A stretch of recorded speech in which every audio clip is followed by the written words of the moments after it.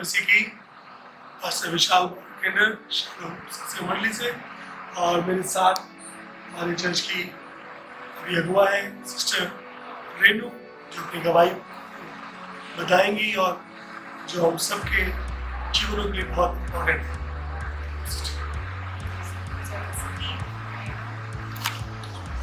सबको जय मसीह की। मैं रेनू, मेरा नाम रेनू है और मैं सालों सत्संग मंडली से जुड़ी हुई हूँ और मैं अपने जीवन की गवाही देना चाहती हूँ जो प्रभु ने मेरे जीवन में अद्भुत कार्य किया और किस तरह मैं क्या कहते हैं पूरे से उठा के चट्टान पर खड़ा किया। गवाही यही है कि मेरी मैं जुड़ी क्या कहते हैं आंटी के द्वारा, उसके द्वारा हमने प्रभु को जाना और जानने के बाद हम तुरंत क्या कहते हैं अपनी मेरी बहन बीमार थी, मैं उसके द्वारा इस चर्च में आई और इस चर्च में क्या कहते हैं आके हमने देखा क्या कहते हैं मतलब अच्छी बातें, प्रभु के वचन हमें अच्छे लगे और उसी दौरान मेरी बहन ठीक हो गई, उसकी सगाई भी हो गई, मगर अचानक कैसे क्या हो गया उसे अचानक वो फिर एक्सपायर हो गई। फिर उसके बाद भी हमने बहुत लोगों ने कहा कि मतलब बहन के द्वारा जुड़ी और बहन ही नहीं रही, फिर भी आप चर्च जा रहे हो, ऐसा क्यों? मगर मैंने बोला कि नहीं, जो मेरे और मेरे बच्चों के लिए शिक्षा मुझे चाहिए थी वो शिक्षा मैंने चर्च से जानी। मैंने पास्टर विशाल, पास्टर शीतल भैया हैं, उनके द्वारा हमने वचन को सुना और हम आने लगे। आते आते हमें 7 साल हो गई आते आते, और 7 साल के आपके दौरान हमें 9 साल की समथिंग हो गया, पूरा 9 साल हो गई। और अचानक ही 6 महीनों में 2 साल से हमारे जीवन में बहुत सारी परीक्षा चल रही थी, बहुत दिक्कतें आ रही थी, बहुत ज़्यादा हम निराश थे और क्या कहते हैं कर्जे में इतना पता नहीं कैसे मेरे पति कमाते हैं, फिर भी हम इतना कर्जे में डूबे गए। कर्जे के दौरान क्या कहते हैं ऐसी मोमेंट आके खड़ा हो गया कि 3 दिन ऐसा काम किया हमारे जीवन में कि क्या कहते हैं मेरे पति को कभी भी इतना लज्जित नहीं होना पड़ा, मगर वो भी हार गए थे, थक गए थे। और उन्होंने लास्ट मोमेंट में, हम भाड़े में रहते हैं और क्या कहते हैं जब मकान वाले ने ऐसी बातें की तो वो भी टूट गए थे और एक बार बोले कि मैं आज जाता हूँ, अगर खुदा मुझे यहाँ लेकर आएगा ऊपर वाला तो ही मैं आऊँगा, नहीं तो आज मैं जाता हूँ, मेरी आने की राह मत देखना, ऐसे वो कह के चलेगा। और मैं दुआ करती हूँ प्रभु आप कुछ कीजिए। मैंने बहुत सी गवाहियाँ सुनी है, बहुत से मैंने टीवीओं में हकीकतों में बहुत सी गवाहियाँ, मगर मेरे जीवन में ऐसी गवाहियाँ क्यों नहीं हो रही और क्यों ऐसा मूवमेंट आगे खड़ा हो जाता है। उसी दौरान क्या कहते हैं एक दिन का बहुत रात में क्या कहते हैं शनिवार था, मेरे घर में कुछ भी नहीं था, मेरे बच्चे क्या कहते हैं सुबह से लेके खाना भी नहीं बना। मेरा छोटा बच्चा है 7 साल का, हम 4 लोग तो कह रहे अपने आप को संभाल लेंगे, मगर मेरा बच्चा, मैं दुआ कर रही प्रभु, उन्होंने कहा कि प्रभु में सब कुछ छोड़े। तो मैंने ऐसा करके कहा प्रभु आपका बच्चा एक जगह पे काम करेगा, मेरे बच्चों को ऐसी शांति और धीरज देना कि वो किसी के सामने कुछ ना मांगे। और वैसा ही प्रभु ने किया। और क्या कहते हैं मेरे पति 11 बजे आए थे, तब हमने वो कुछ पेटी से लेकर आए थे और वो खाना हमने 11 बजे बच्चों को जगा के खिलाया। ऐसा दिन आया था और कभी प्रभु ने मेरे जीवन में तुरंत काम किया। मैंने क्या कहते बहुत कर्जा इतना हो गया था, मैं खुद नहीं समझ पा रही थी कि कर्जा क्यों कह रहा है, पति भी कमा रहे हैं, फिर भी पैसा भी, मेरी बेटी भी निकलने लगी जॉब पे, तो भी कुछ नहीं हो रहा है।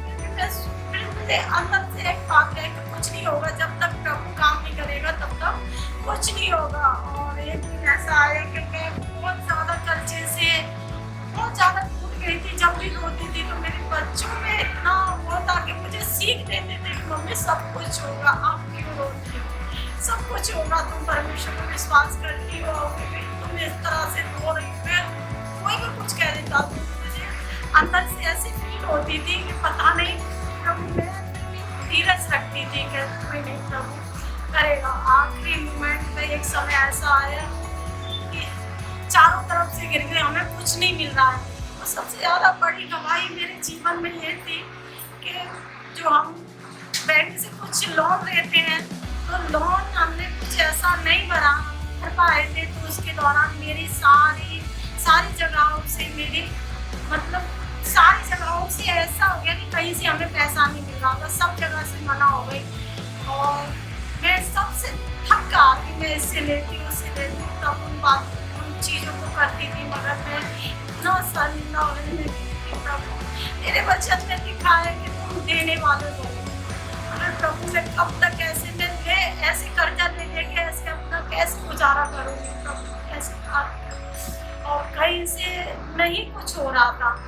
तभी मैं बहुत ज़्यादा निराश हो गई, हताश हो गई, बैठ गई। मैंने फिर निर्णय लिया कि प्रभु मैं आज से किसी से भी आज से मैं किसी से भी मदद नहीं मांगू, क्योंकि मैं चुकी थी इससे भी मदद मांगना। क्योंकि कुछ बातें मुझे ऐसी लगती थी आत्मिक रीति से कि जैसे कि आत्मिक लोग भी ऐसे समझे कि इनका ऐसा ही माहौल बन गया है जी, मांगती रहती है। तो मैं बहुत ज़्यादा निराश हो गई थी। और एक दिन ऐसा समय आया कि हमने कुछ नहीं लिया, मेरे पति आए कि अब कुछ नहीं होगा, इससे ज़्यादा तो हमारा मर जाना ही बेहतर है, क्योंकि अब हम बहुत ज़्यादा थक चुके हैं। तो उस दिन वो बोले कि आज ऐसा करना, आज थोड़ी सी दूध लेना, उसमें खीर बनाना, आज हम लोग खीर खाएंगे। और ऐसा बोल के कि मैं पता भी नहीं पड़ने दूंगा, और उसमें मैं एक जहर की पुड़िया लाऊंगा और उसमें मिला के हम सभी लोग सो जाएंगे।